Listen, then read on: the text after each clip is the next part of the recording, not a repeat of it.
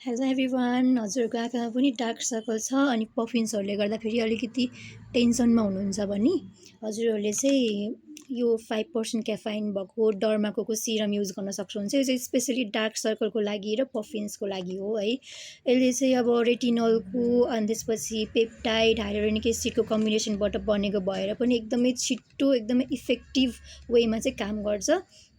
यो लगाउन पनि एकदम सजिलो छ। डे र नाइटमा भनेको हुन्छ, तर नाइटमा लाउँदा फेरि अझै इफेक्टिभ हुन्छ। यो नाइटमा मात्रै लगाए पनि हुन्छ।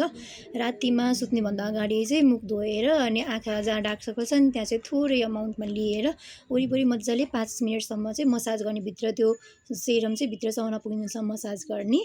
अनि त्यसपछि सुत्ने। अनि बिहान दिउँसो पनि लगाउन मन लाग्यो भने, लाइक बिहान उठेर लगाउन मन लाग्यो भने हजुरहरूले युज गर्न सक्नुहुन्छ। यो बिहान बेलुका दुईचोटि नै युज गर्न मिल्छ यो।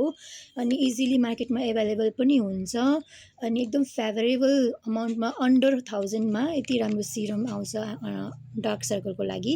यो चाहिँ हजुरले कहाँ भन्दाखेरि यो मेडिकलमा अनि त्यसपछि कस्मेटिक सपहरूमा इजिली जता पनि एभाइलेबल हुन्छ है।